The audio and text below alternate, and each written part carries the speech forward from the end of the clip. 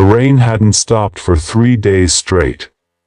The sound of it hitting the mansion's glass walls felt almost intimidating to the young woman standing at the gate, her uniform soaked, her small suitcase pressed tightly against her chest. She had arrived early. Too early. For her first day of work as a housemaid in one of the city's wealthiest homes. A place she'd only ever seen from a distance. Her name was Lena, and she wasn't here because she wanted to be. She was here because she had no other choice. Her daughter, just 5 years old, was waiting in a small rented room across town, recovering from pneumonia. Lena needed this job desperately. It was the only way she could afford her medicine. When the heavy wooden door finally opened, a tall woman appeared, elegant, composed, and dressed in beige silk. Her eyes were cold, but her voice was calm. "Come in," she said. "You'll start in the East Wing. Don't touch anything that looks expensive." Which is, well, everything. Lena nodded quietly, clutching her hands. She had worked for rich families before. None had treated her kindly. For the first few days, she moved like a shadow. Cleaning the chandeliers, dusting the framed portraits, folding sheets that probably cost more than her rent for a year. The lady of the house, Mrs. Hartley, didn't talk much. She was busy running her charity and her son's company. Her late husband's portrait hung in the grand hallway, smiling, dignified, almost watching over everything. But one morning, while wiping the frames near the piano, Lena froze. Her heart seemed to stop. She was staring at another portrait. This one smaller, placed carefully beside the fireplace. The man in the painting had a familiar smile. Familiar eyes. Her trembling hand covered her mouth. It was him. The man she had once loved. The man who had promised to return. The man who had disappeared 5 years ago. The father of her daughter. For a long moment, she couldn't move. Her knees felt weak. How could his picture be here? What was happening? She swallowed hard and approached Mrs. Hartley, who was reviewing some documents in the library. Her voice shook. "Mom, may I ask something?" Mrs. Hartley didn't look up.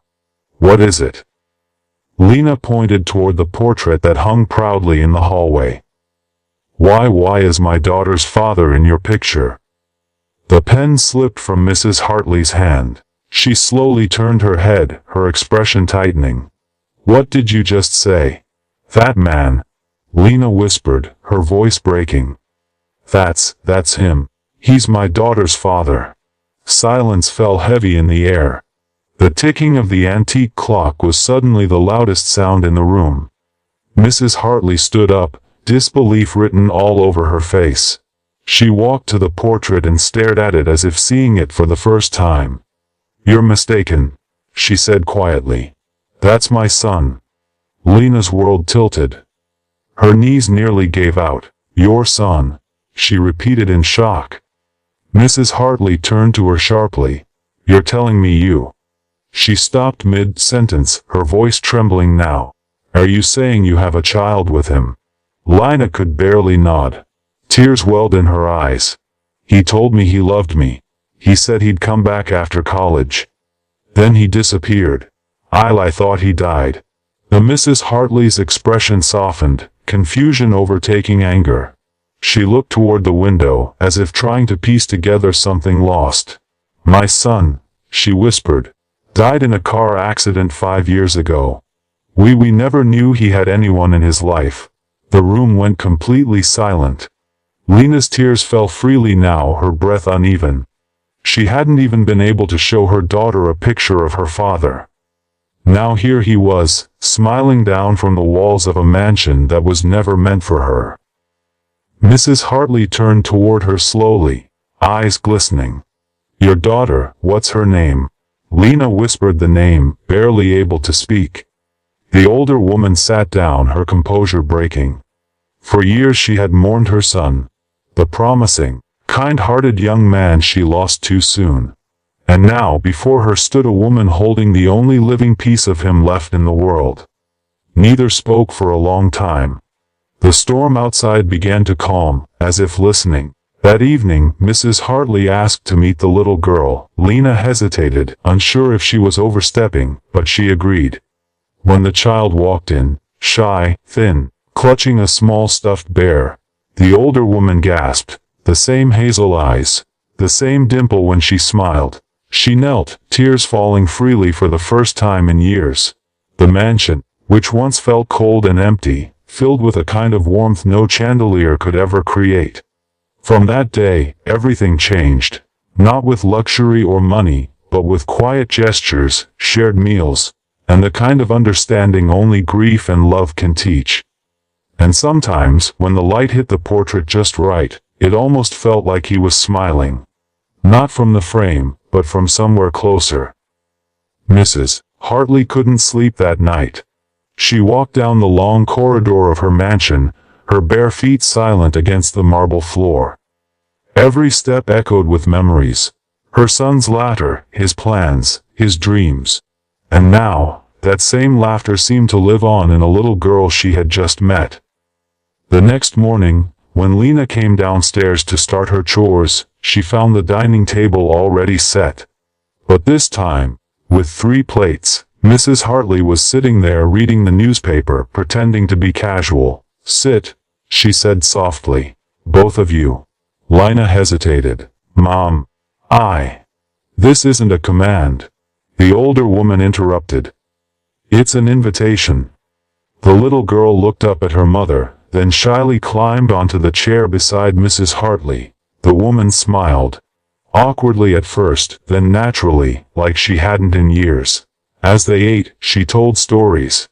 About her son's childhood, his love for helping stray animals, his dream to start a school for underprivileged kids one day. Lena listened quietly, her heart torn between sorrow and gratitude. By the end of breakfast, Mrs. Hartley placed her hand over Lena's. "You and your daughter have a home here now," she said gently. "Not as servants. As family." Tears rolled down Lena's cheeks. She tried to speak, but her voice broke. "You don't have to, Mrs. Zoe." Hartley smiled faintly.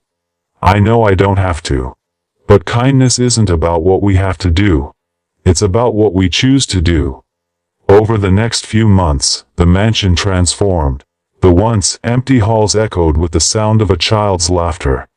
The little girl brought life back into the house that had been silent for years.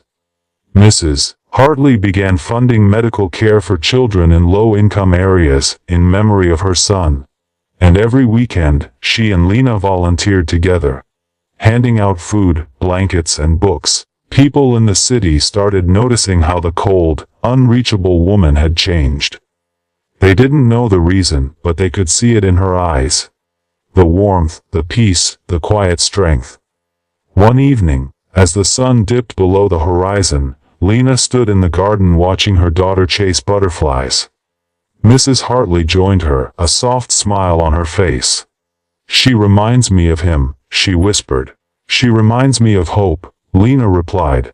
The 2 women, one rich, one poor, once strangers bound by grief, now stood side by side, their hearts healed not by time, but by compassion. Because sometimes, life's most painful discoveries are the ones that lead us back to love. The kind that doesn't ask for anything in return, yet gives everything that truly matters.